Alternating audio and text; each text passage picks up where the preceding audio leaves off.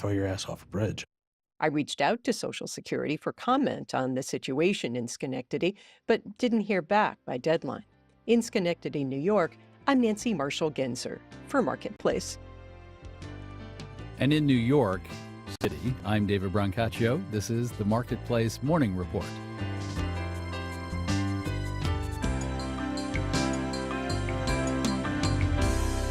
From APM, American Public Media.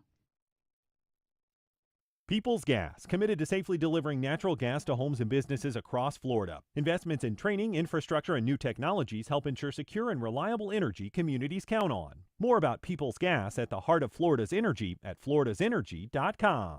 The North Florida TPO is committed to shaping our transportation future. We're focused on planning, funding, clean fuels, and new technologies for a vibrant, connected community. Learn more at northfloridatpo.com. Baptist Health is a proud supporter of First Coast Connect. Baptist Health, committed to building a healthier community for all of us. More info at 202-4YOU or baptistjacks.com. This is WJCT News 89.9 Jacksonville. Up next, national and local news from NPR and the WJCT News team.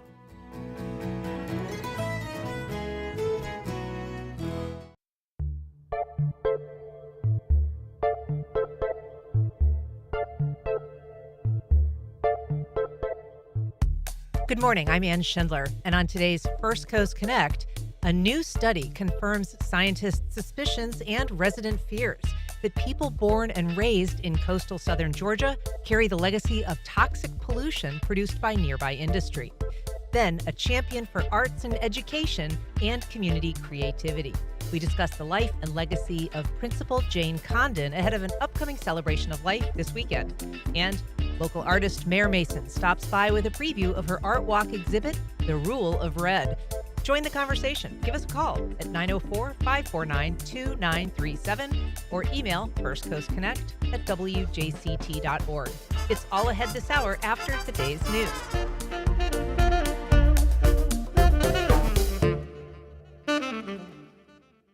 From NPR News in Washington, I'm Corva Coleman. Secretary of State Marco Rubio says the U.S. will aggressively revoke visas from many Chinese students. That's after he said the U.S. would scrutinize the social media of prospective students from Hong Kong and China. Mao Ning is the spokesperson for the Chinese Foreign Ministry. She's heard here through an interpreter. The U.S. has unreasonably cancelled Chinese students' visas under the pretext of ideology and national security, which has seriously damaged the legitimate rights and interests of Chinese students and disrupted normal cultural exchanges between the two countries. She was heard through the BBC. Nearly all of President Trump's worldwide tariffs have been blocked. The little-known U.S. Court of International Trade says Trump cannot use an emergency law to impose them. The three-judge panel ruled only Congress has the exclusive authority to regulate trade and tariffs. President Trump says he's considering pardons for the men convicted of conspiring to kidnap Michigan Governor Gretchen Whitmer.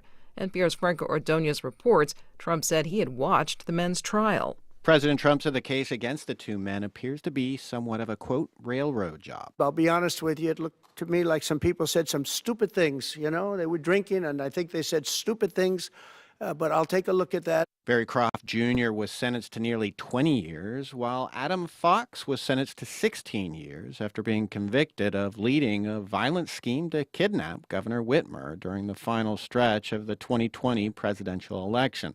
Defense lawyers have claimed the men were victims of entrapment and that government informants egged them on. But last month, a federal appeals court upheld their convictions.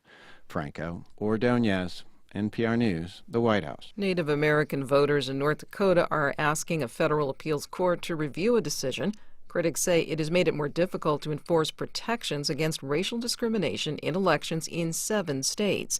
As NPR's Hansi Lo Wang reports, the case is a step closer to the U.S. Supreme Court, where a decision could weaken the Federal Voting Rights Act. For decades, private individuals and groups have brought most of the lawsuits focused on enforcing the Voting Rights Act, Section 2, which has protections for ensuring voters of color have an opportunity equal to white voters in electing their preferred candidates in places where voting is racially polarized. But this month, a panel of the 8th U.S. Circuit Court of Appeals ruled that a part of the federal code known as Section 1983 does not allow private individuals and groups to sue because those private individuals and groups are not explicitly named in the words of the Voting Rights Act. That ruling applies to 7 mainly Midwestern states, including Arkansas, Iowa, Minnesota, Missouri, Nebraska, North Dakota, and South Dakota. Now Native American voters in North Dakota, led by the Turtle Mountain Band of Chippewa Indians, are asking all 8 circuit judges to review the ruling, setting up a potential appeal to the Supreme Court. Hansi Luong, NPR News. You're listening to NPR News from Washington. You're listening to WJCT News, 89.9 in Jacksonville. Good morning, I'm Stephen Ponson. It is now 9:04. The Maxwell House coffee plant in downtown Jacksonville is in line for a major upgrade, but there are little details about what will be done or when. According to the Jacksonville Daily Record, Maxwell House owner Kraft Heinz is spending $3 billion to fix up all 30 of its U.S. facilities, and that includes the one on Bay Street, which has been there since 1924. Kraft Heinz tried to sell Maxwell House 6 years ago, but could not get the right price it wanted. Governor Ron DeSantis signed 2 bills yesterday cracking down on animal cruelty. Douglas Soul reports. Before Hurricane Milton hit west central Florida last year, a bull terrier was tied to a fence on Interstate 75. Law enforcement found the dog as floodwaters rose up his legs. They later named him Trooper. His story went viral and inspired one of the bills DeSantis signed, Trooper's Law. As of October 1st, people who abandon a restrained dog outside during a natural disaster will face a third-degree felony. Now, what happened to Trooper is unfortunately not an isolated incident. Across Florida, we've seen horrifying instances of animal cruelty that demand a stronger response from our justice system. That's why the governor also signed another measure that increases penalties for serious cases of pet abuse. That one goes into effect in July. It also says animal abusers must get listed on a state website by the start of next year. I'm Douglas Soul in Tallahassee. Showers and storms in the forecast for this afternoon. Here in northeast Florida, we have the chance for some severe weather, highs in the low to mid-90s. Support for NPR comes from NPR stations. Other contributors include Lilly Endowment, a private foundation supporting NPR's coverage of religion and spirituality, and Jarl and Pamela Mohn, focusing on civil liberties, foster youth, public radio, and the arts.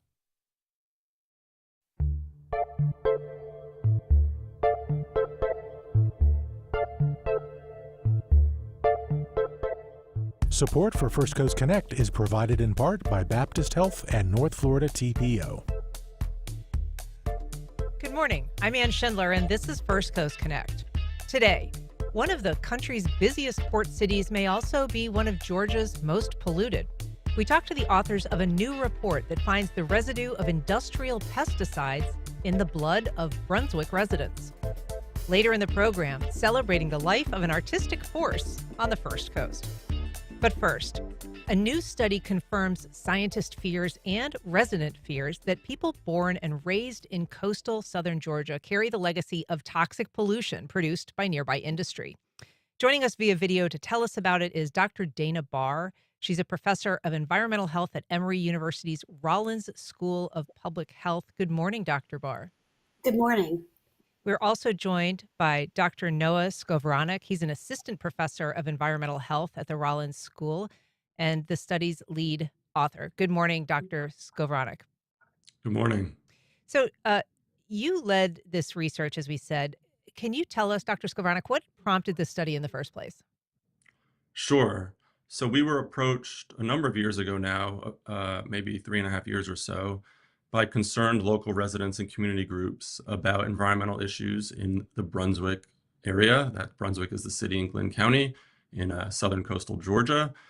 And after a number of conversations with community leaders, with residents, with environmental groups, they invited us to do this study to look at whether or not residents living in Glynn County may be exposed to some of the industrial chemicals that are known to have contaminated some of the local sites there.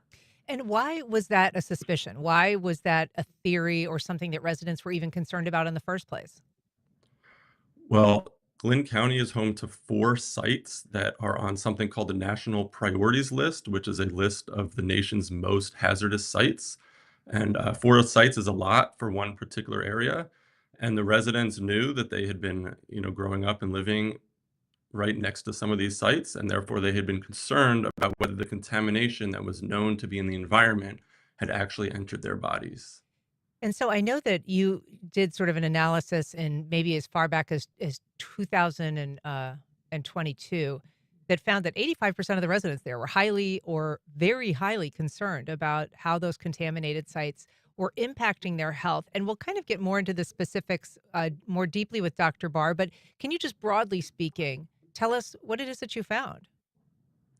Sure. So we found, very broadly speaking, that a number of our study participants had blood levels of certain chemicals that were higher, and in some cases much higher, than what's common in the general population. And these were the same chemicals that are known to have contaminated these local hazardous sites in Glynn County.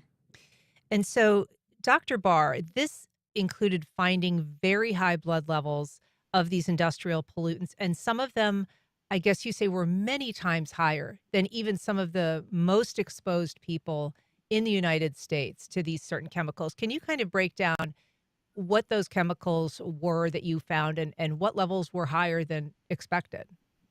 Yes, of course. Well, we measured a variety of chemicals, including polychlorinated biphenyls, both ones that people are commonly exposed to, and some that are unique to an aerochlor called aerochlor 1268, which was used in the area or produced in the area. And then we also measured toxaphene exposure. And toxaphene is an insecticide that was used in the area as well. And these are kind of uncommon exposures, the aerochlor 1268 and the toxaphene. And we found those levels were higher in these individuals than they were in the U.S. population as a whole. And so these were a significant portion of the people in your study. 40% had these polychlorinated biphenyls, PCBs. Those levels were higher than 95% of the general population. These are chemicals that have been banned effectively in the United States since 1979. How is it that those levels are so present still? So these are considered persistent organic pollutants, meaning that they tend to persist in the environment once they get in the environment. We also sometimes call them legacy chemicals because they stay around for so long. So even though they were banned in the 80s, they're still present in the environment. And most of these PCBs are measurable in almost everyone. These particular PCBs that were higher in this population are ones that aren't particularly high in the rest of the U.S. population. And that's because they're sort of connected with some specificity to these manufacturing operations in Brunswick. Is that right? That's what we surmise, yes. Okay. We don't know specifically the source of exposure, but we do know that the presence of these chemicals has been detected in time, over time in these areas.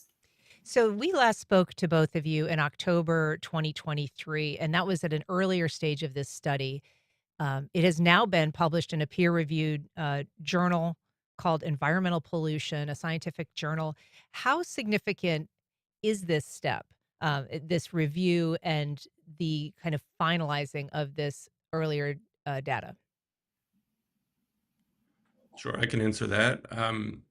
So the final results that we published in that journal that you mentioned are very similar to the preliminary results that we published that we presented about a year and a half ago and discussed on this program.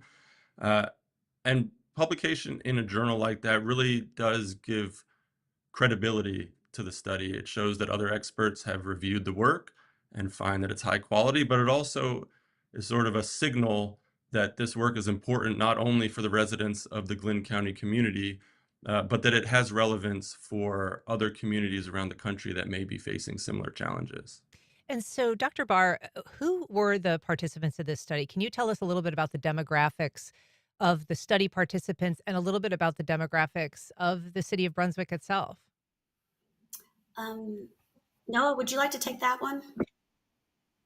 Absolutely. So all of the study participants, meaning the 100 people we enrolled in the study, were adult long-term residents of Glynn County. So they've lived in the county for at least 10 years, and everybody was over the age of 18. The average age was about 60, 61 years, and we had a pretty good split between Black study participants and white study participants. And it was also fairly split, though we had somewhat more females than males in the study. And in terms of Glynn County, I don't have the statistics off the top of my head, but Glynn County is a very diverse county. So we were pleased that the study participants were also diverse to reflect the residents of Glynn County. This is a city, though, of about 15,000 in southern Georgia. And as you say, there's these 4 so-called Superfund sites there. There are also a number of other hazardous waste sites there. Can you talk a little bit about the role, the interplay of industry in this small town? Sure. I mean, I think somebody, who grew up and lived there would probably be able to speak to that a little bit more directly, but absolutely, Brunswick, Georgia is an industrial town. It has a long history of industry. It has a large port. It has a number of other ongoing industries, as well as a number of industries that are no longer operating. And that has been important to the economy and to people's lives, including as a place for employment. So, with these sorts of questions, it's always a balance between trying to make sure that we're clear about what we're specifically studying and what we're looking into, and how that connects to the history of the location. If you're just joining us, we're talking about the findings of a recently published study about high levels of cancer-causing chemicals found in the blood of residents in Brunswick, Georgia. If you or someone you know has been impacted by industrial pollution, you can join the conversation. Give us a call at 904-549-2937 or email firstcoastconnect@wjct.org. You can also reach out on Facebook, Instagram, or X at FCC On Air. Dr. Scovronick, what do we know about these particular chemical plants that are affiliated with these pollutants? There's 2 that you have focused on as potential sources. One is LCP Chemicals. The other is the Hercules plant. Can you tell us a little bit about what each manufactured and what residual chemicals they released? Sure. So, as I mentioned, Glynn County has 4 Superfund sites that are on the national priorities list. In some cases, at the sites associated with the Hercules company, the concern is toxaphene, which is a chemical that was used on cotton crops in the southern United States, and that chemical was actually produced in Brunswick. There was also the LCP chemical site. And just to be clear, when you Yes, say toxaphene, that was a pesticide that was produced. Is that right? correct. And one that was ultimately banned. That's right. It is not in use anymore, but it was used sort of in the middle part of the 1900s for cotton, as well as on some other crops, particularly in the southern United States. Okay. And LCP Chemicals? Right. So LCP Chemicals is a large site in Brunswick as well. It had many industries operating on that site over the years, but the 2 contaminants of primary concern were mercury and this Aerochlor 1268 that Dr. Barr mentioned, which is a combination of a group of man-made chemicals known as PCBs, the polychlorinated biphenyls. Now, I know you say there was a number of things that operated on that LCP chemical site. It was an oil refinery, it was a paint factory, it was a power plant, and produced chloride in some degree too. This also is a Superfund site, but the chemicals that came from both of these plants, again, have some certain trace unique components that are what you're looking for, perhaps finding in these test subjects. Is that right? That's right. So these industrial chemicals are not particularly common in the United States compared to a number of other chemicals. So they do have that unique feature. Toxaphene was only produced in a few places in the United States, as I understand it, including in Brunswick, Georgia. And Aerochlor 1268 also has unique components in the sense that the particular PCBs that makes it up are not found as commonly as a number of other PCBs, which are more widespread in the general population of the U.S. Now, I don't want to ask you to step too far outside your area of expertise, but when we talk about Superfund sites, those are sites that have been selected essentially for cleanup there was something that was established called the Superfund, essentially to help pay for cleaning up these sites.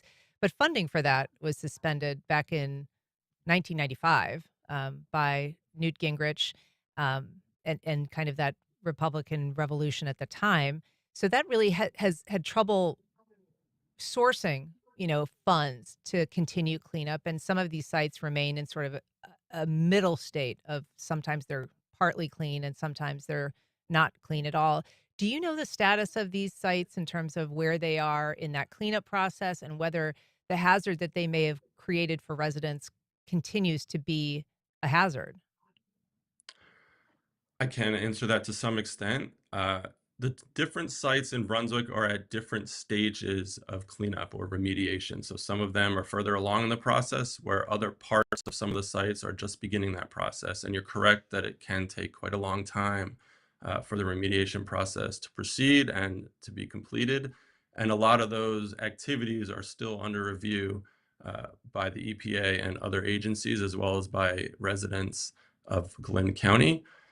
So that's still very much going on.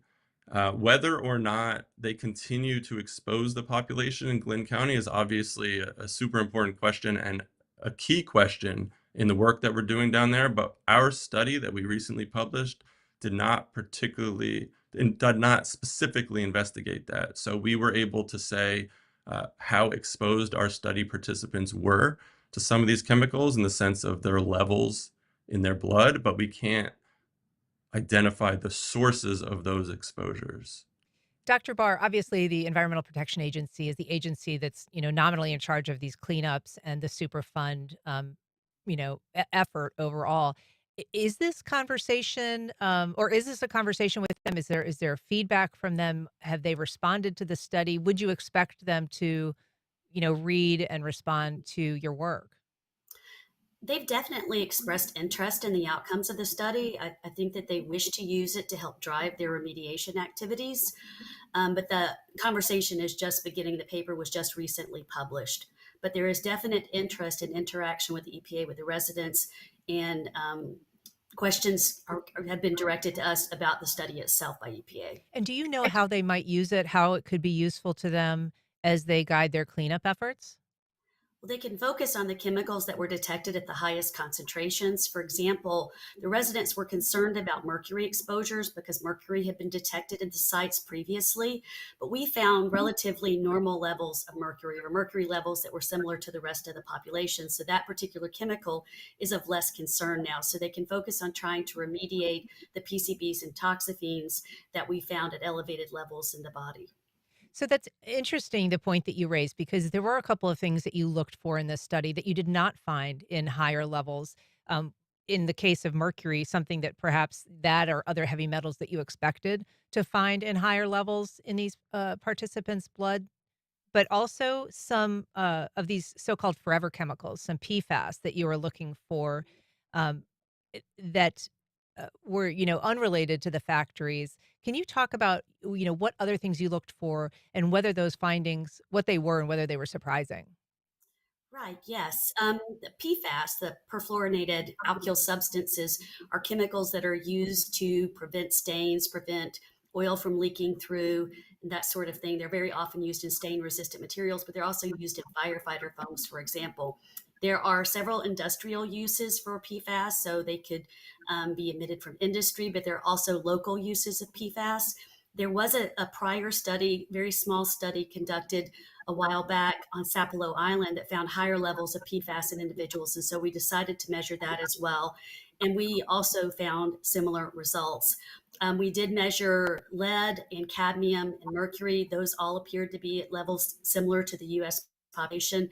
We also measured the pesticide DDT, or its breakdown product, and found that their levels were similar to the rest of the U.S. population as well. And so does that indicate anything to, I mean, I guess that, things like PFAS we're finding, in the breast milk of Inuits. I mean, it's kind of everywhere, those chemicals, and they're persistent, and we are all exposed to them in so many ways, whether it's food packaging or things that we're eating. So is it getting harder to establish kind of a background level or what is normal when it comes to some of these pollutants and what truly is an outlier when you're testing in individuals? It's not really difficult now because we have this national resource called NHANES that actually measures these chemicals in people on a yearly basis across the US. It's representative of the US. We do know that there are pockets of exposure other places in the US that may be higher, but we have really good reference data for PFAS that we can compare our data to. Now, we don't know if the people in coastal Georgia differ from other people in Georgia because we don't have that data broken down by state, but we do know that the levels appear higher than the population, the overall population as a whole. Okay. We're talking about a newly published research study out of Brunswick that found very high elevated levels in the blood of some residents there of chemicals that are associated with industry. If you'd like to join our conversation, please give us a call, 904-549-2937. You can email firstcoastconnect@wjct.org, or you can reach out on social media. We've got a call from Charles on the west side. Good morning, Charles. Go ahead. Good morning, everybody. When you say persistent chemicals, you also said the magic word to me a few minutes ago when you said DDT. I'm 68, and ever since I was a kid, they had the mosquito trucks spraying and fogging the entire neighborhoods. And I'm wondering if that DDT has long-term effects, because in the last 10 years, I've had like 6 surgeries for bladder cancer and chemo and everything associated with it, and the bladder cancer kept coming back. So is DDT one of those causes? So thanks, Charles. And I'm not sure if either of you know specifically anything about DDT, but I think Charles's question certainly does speak to kind of a growing awareness and concern that people have about exposure to ordinary chemicals, everyday chemicals. Yes, DDT has been widely used in the past, as you know, and it's contaminated the environment. People that are older, like Charles and me, tend to have higher levels of PCBs because they do accumulate in the body. They actually sequester in adipose tissue and accumulate over time. And we should say adipose tissue is basically like fat, right? Fat, yes. And our primary source of exposure to most of the DDT now is through the diet, through eating dairy and meat. It's gotten into our food chain because of its persistence in the environment.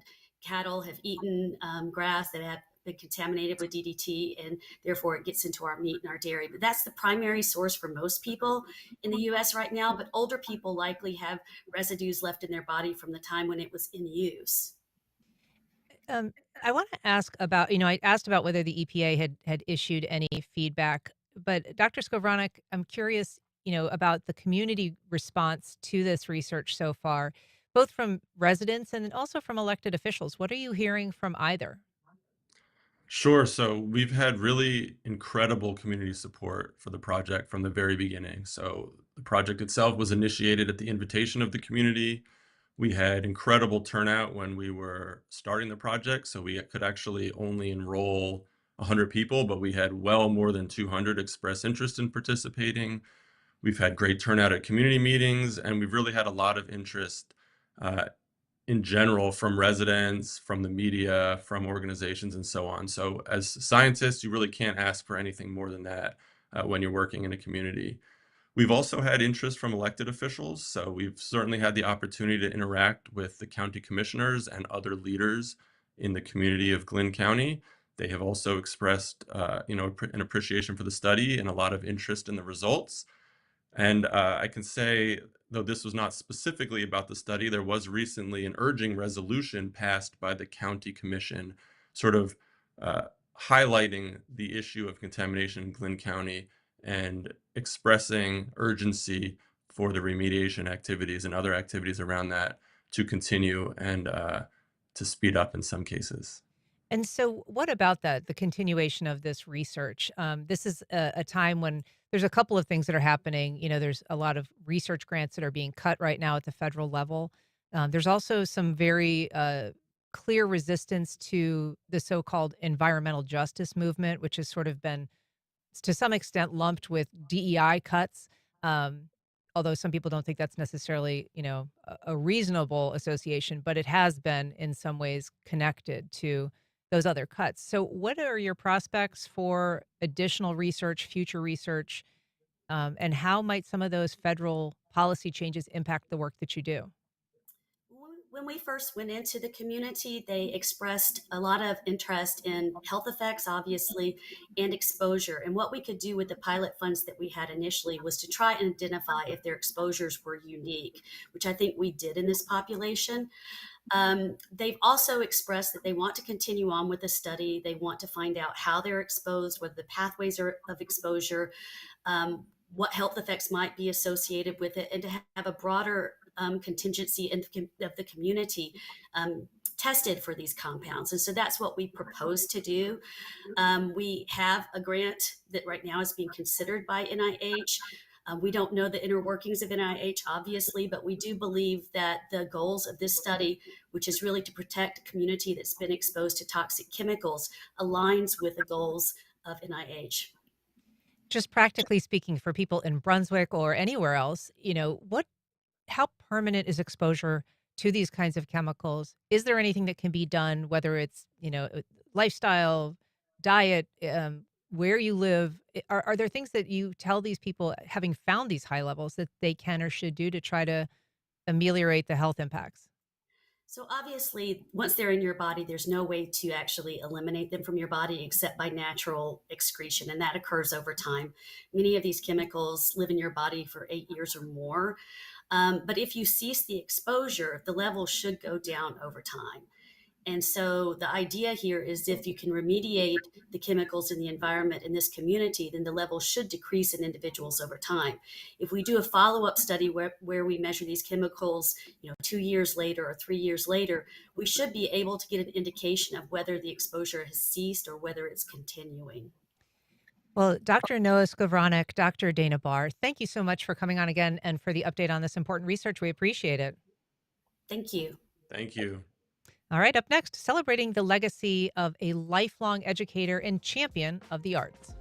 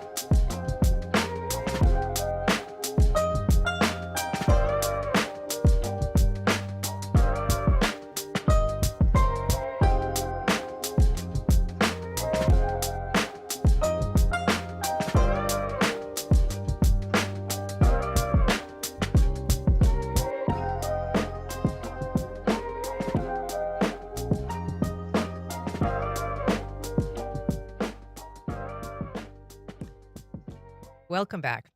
She ran the city's 2 premier magnet art schools and was a champion of community creativity. This weekend, friends, colleagues, and former students gathered to celebrate the life and legacy of Jane Condon. Here to tell us about it is Mark O'Connor, retired Douglas Anderson teacher. Good morning, Mark. Hi. Carol Grimes, co-author of Jane's memoir, Chosen by Jane, and longtime friend. Good morning, Carol. Good morning. And Chris Banks, music faculty member and director of La Villa Band at the La Villa School of the Arts. Good morning, Chris. Good morning. So I appreciate you all being here. Mark, can you just sort of start? You started at DA when DA opened. That was some time ago. Jane joined after a minute. Can you sort of talk about her arrival and her influence at that school? The first year had, how shall I put it tactfully, growing pains. Jane came in and was very quick to see that we needed a focus. We needed a goal. And she came in with a spirit of vision, of positivity, and just talked to everybody that was there to get their input. And she just got the right people in and led us to national recognition. We have 5 Grammy Awards for the music department. We've got students. I saw a student this past weekend on Broadway. Wow. But it was because of her calm demeanor that just got us off on the right foot. And so, what was her vision that she was bringing at that time? I mean, as you say, this is a diverse group of theater people, creatives, musicians, a lot of people with a lot of inspiration, but can be a difficult group to manage. Let's be honest. Lots of personality. Yeah. Her vision was that art is not an add-on. Art is essential. That it didn't matter whether it was music, dance, visual arts. It needed to be respected. We collaborated on a lot of things, but she had a vision to get the art into the students, knowing that most of them were not going to be professional artists, but they would take that art background and incorporate it into their lives. Can you tell us, you helped write her book, Carol, her memoir. You are a longtime friend of hers. Tell us a little bit about where her passion for the arts came from in the first place.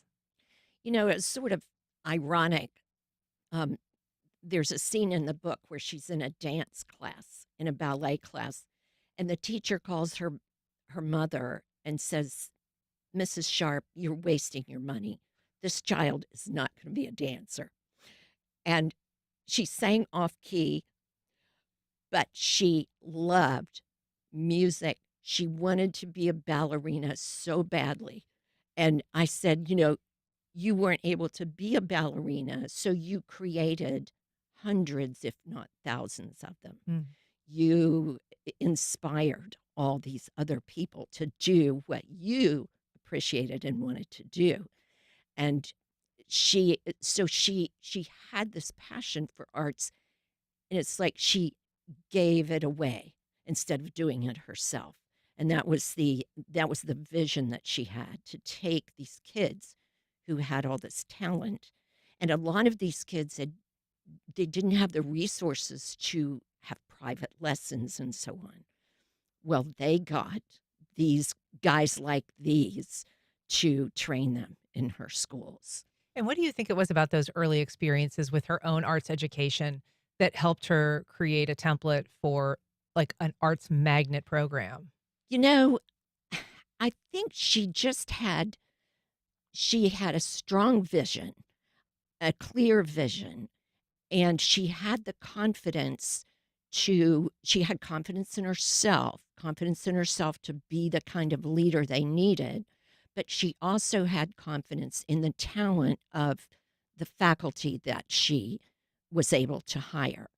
And she made a point, and she was telling me all this because I didn't know her at the time. But in the process of writing the book, she would tell me a lot of backstory, things about these great teachers. And she would say, I don't know how to dance, but I sure can appreciate and recognize somebody who does. So, she hires Rhonda Stampaglia. She inspires all these other people and gives them the kind of support that an administrator is supposed to do. The administrator is supposed to clear the way and do all the administrative things so that this talented faculty can do what they do best without a lot of problems in their way. So that's the way she viewed her role. And you, as I said, you worked with her on her memoir, and I don't know if this is a question best directed at you or Chris or both of you, but one of the things that she did after DA was she went on to create La Villa School of the Art. She retired from DA to take care of her husband, Bill Condon, who was a brilliant arts aficionado. And who was ailing at the time. He had pulmonary fibrosis, yes. And so he was sick, but they thought he would live for a few years. So she retired from DA. Well, she retires the first semester. He dies in December. So she said, I'd lost the two things I loved the most, Bill Condon and my school. and there's no way back. Well, the superintendent of schools called her and said, how would you like to start a middle school of the arts? And she said she would think about it, but she said, I knew that was my new project. And it was challenging enough to replace all the stuff that she had lost, because she indeed built it from the ground up, literally, with the charrettes, with the instructors, all the plans, working with the architects and everything.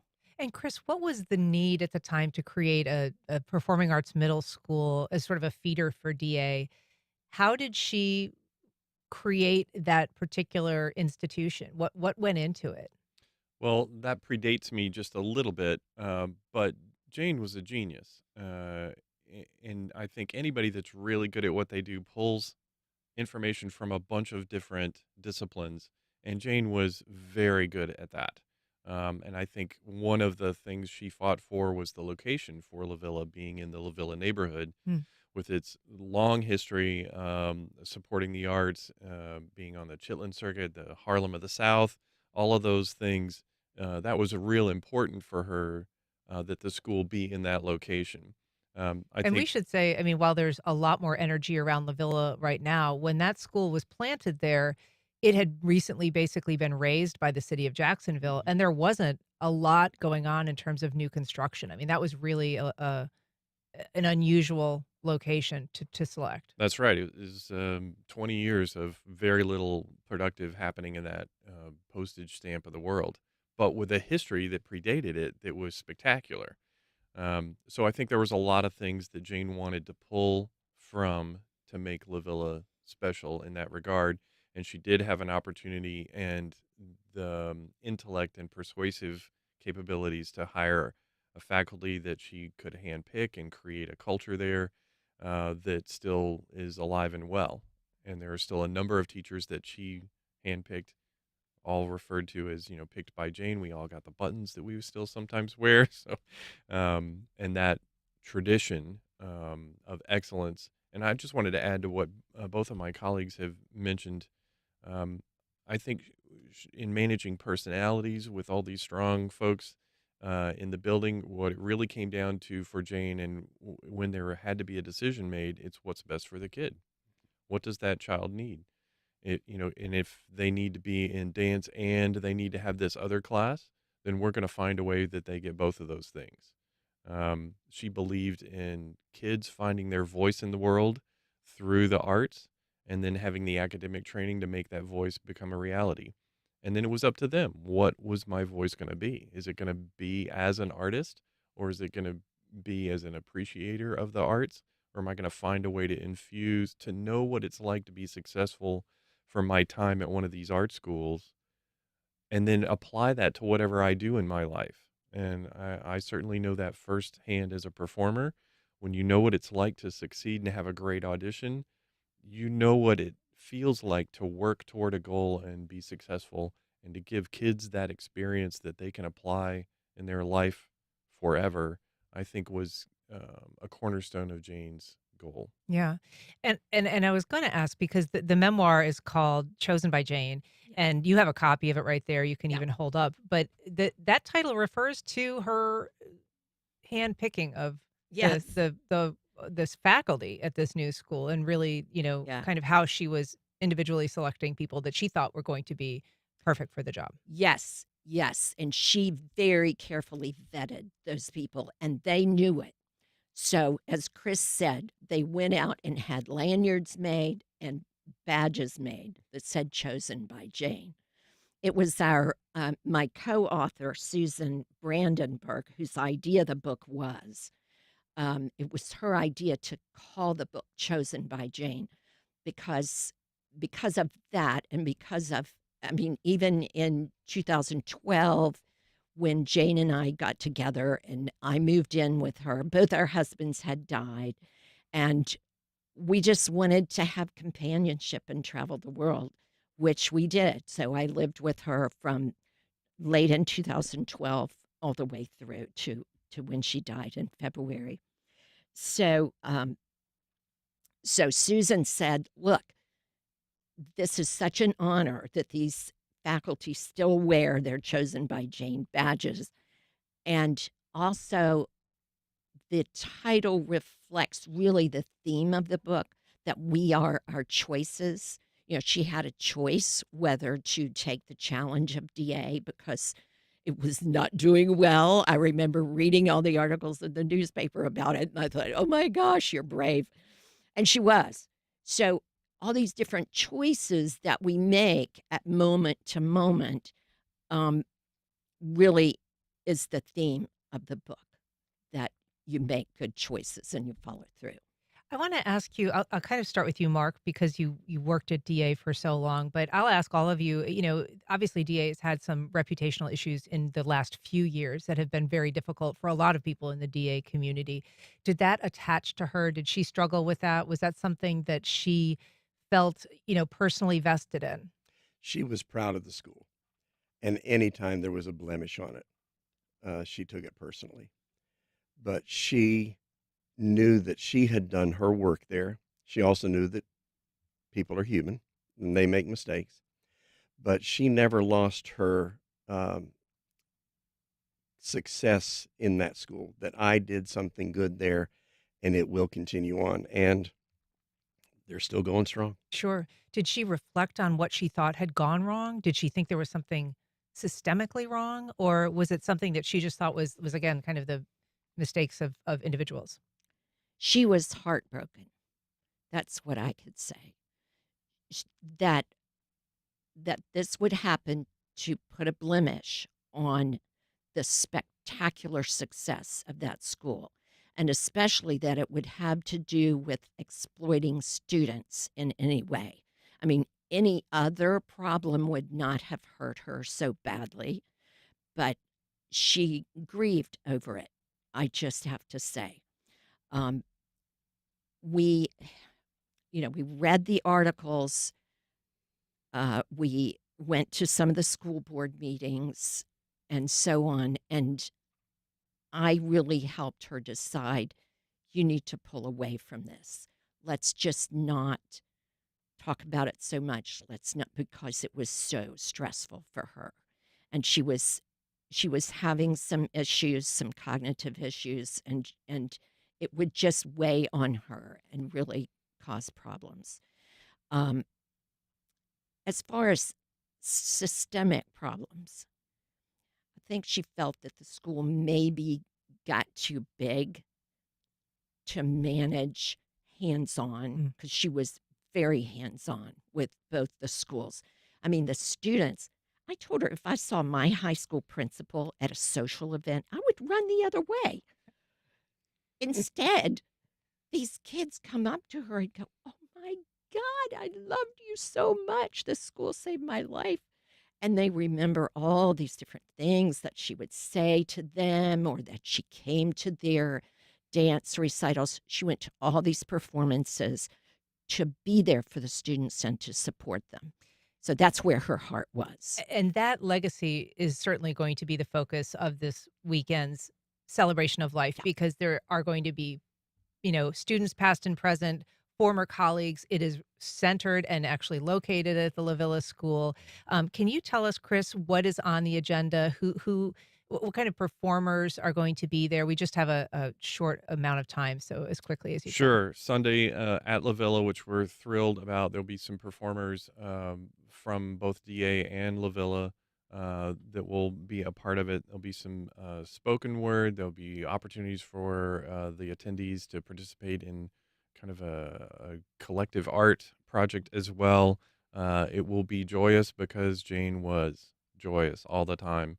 And hosted by a good friend, Ulysses Owens Jr. It'll be fantastic. He's integral to all of this work of hers. Sure. So we're thrilled about it.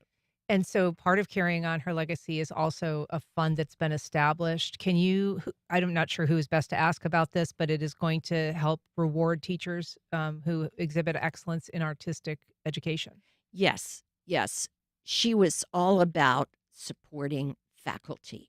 She knew that she hired the right people, and she wanted to do anything she could to support them. So The family set up this fund through the community foundation. So it will be guaranteed to be monitored and well managed. This fund is an extension of her vision of supporting these talented faculty to help them through challenges or to enable them to do whatever they feel would enrich their lives and take them to the next level, maybe. So it's to honor her and to enable her vision to continue. Well, I know it'll be an extraordinary event celebrating an extraordinary life. Mark O'Connor, Carol Grimes, Chris Banks, thanks so much for being here today. Thank you. The event is Sunday, June 1st at 2 p.m. at La Villa School of the Arts. Stick around. Up next, a sculptor turns one person's trash into another's treasure.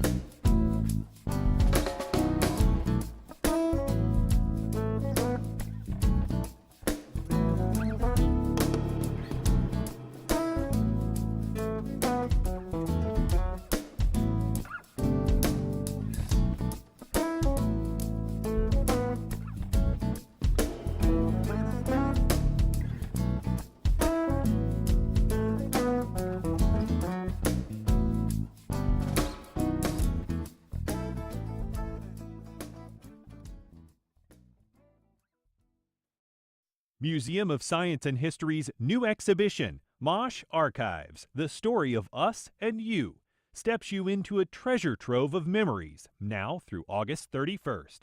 Tickets and information at themosh.org. The Florida Ombudsman Program, helping with concerns about the health, safety, welfare, and rights of long-term care residents. Services are confidential and available to the public. More information is available at 888-831-0404.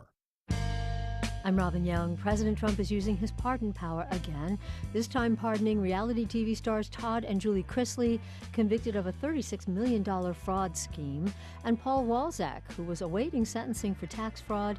He was pardoned after his mom paid $1 million to go to a Mar-a-Lago dinner. The power of the pardon next time, Here and Now. Today at 1 on WJCT News 89.9. The math checks out. 3s are worth more than 2s. It's that wild margin in efficiency that's driven these cartoonish trends and the rapid increase in three-point shooting across the NBA.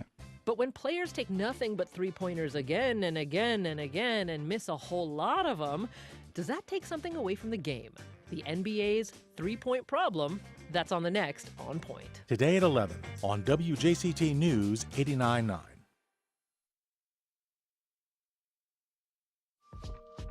What would it take for you to have a baby?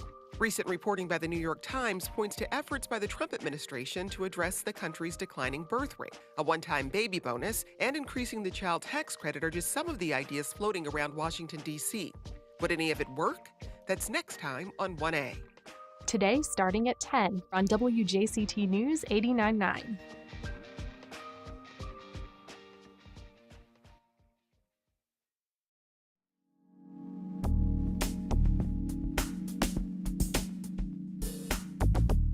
And we're back.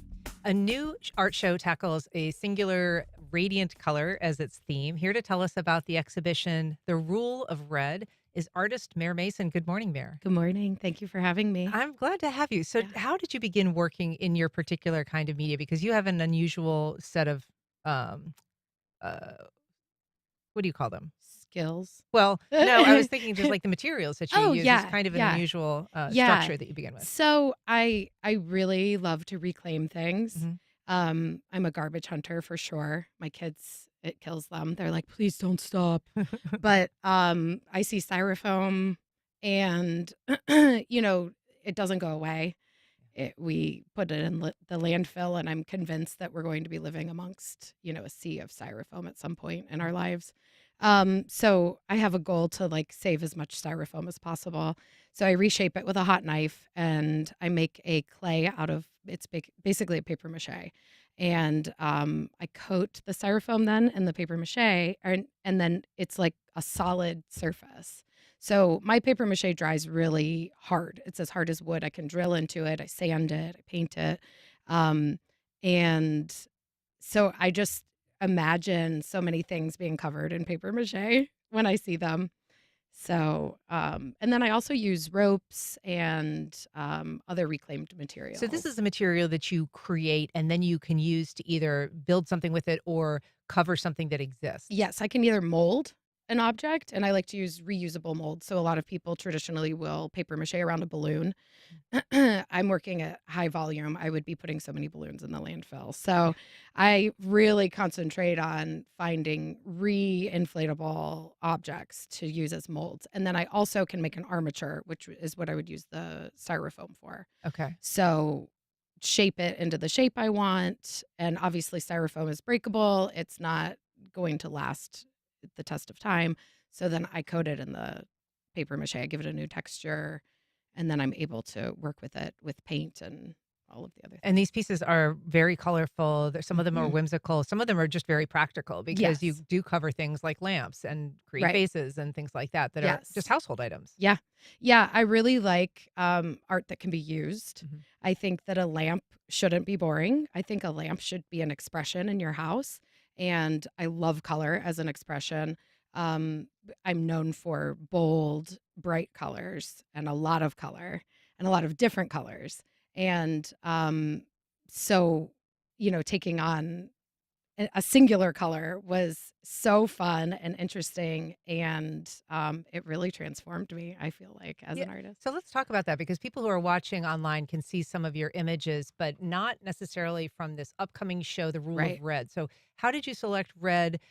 How does this theme present itself in this upcoming exhibition? So my mom was an interior designer, and growing up, she specialized in flooring. So growing up, we were in rug stores all the time. I have this like early memory of leaping on these like rolled rugs as a kid, but a lot of them were vintage, a lot of red in vintage rugs. And so my mom had this theory that every room needs a little bit of red. That's the rule of red in our house. Oh. So she would critique people's designs based on how much red they had. We would like leave a space, and she'd be like, it looked great, but it really needed just a tiny little pop of red. And I used to kind of roll my eyes about it. But then as you get older, you expose yourself to more things, and you're like, oh, that actually is a really true concept. Red it's such a powerful color, and people are afraid of it because they think it's going to just take over, and it can if it's used irresponsibly. But I also like playing with how much power it has. It does change the dynamic of a room. It pulls it together. And there are times where I'm like, what is this room missing? And then I'll just put like a tiny little trinket of red, and it does something. I don't know what it is, if it's energetic or emotional, but it's just such a powerful color. So this exhibition is at the Lark, which is on Hogan Street, and it opens at Art Walk, which is on June 4th. Yeah. How long is it open thereafter? I strike it the next day. Oh, okay. So, so one day only. One day only. Okay. Yeah. And so you're setting it up right now. The impermanence of it is another element. Yeah. Sure. Yeah. And people say, that's crazy, all for one day. And I say, have you ever been married? You plan that for over a year, and it's this huge party, and it's all just for one day. So that's a good point. Yeah. So that's also, it would be nice, to exhibit it for a longer period of time somewhere. And I am hoping to do that at some point with this exhibition. Well, this exhibition is at Art Walk. It starts at 6. People can also find lessons and classes that you offer online. Where do you offer where can they find information? So my studio collective is Margaret Street Studios. It's at 1732 Margaret Street in Riverside. So we're right on the river. and in this old historic house that's beautiful. And we have a classroom. And I have been teaching classes. I just started a series. I did a rope class where you wrapped a tassel for your door handle. Really cute. And then the next class will be actually a light making class. It's a series of 2 classes, June 7th and then the 14th. So they will mold a light of their choice, and then they will come back and paint it. Excellent. Well, Mayor Mason, appreciate you being here. Thanks so much. Thank you so much. All Thanks right. for having me. Thank you so much for listening. If you missed anything, you can catch our rebroadcast at 8 o'clock tonight. And you can join us tomorrow when we talk about all the week's headlines, from political change to protest in city council chambers.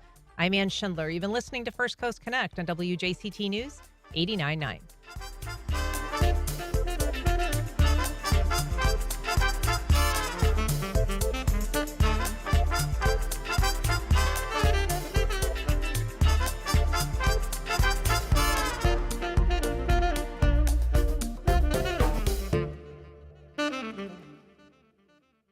Support for First Coast Connect is provided by Baptist Health and the North Florida TPO. Baptist Health is a proud supporter of First Coast Connect. Baptist Health, committed to building a healthier community for all of us. More info at 202-4YOU or baptistjacks.com. The North Florida TPO is dedicated to transportation planning, funding, clean fuels, and new technologies for a vibrant, resilient, and connected region. More information available at northfloridatpo.com. Museum of Science and History's new exhibition, Mosh Archives, The Story of Us and You, steps you into a treasure trove of memories, now through August 31st. Tickets and information at themosh.org. This is WJCT News 89.9 Jacksonville. Up next, national and local news from NPR and the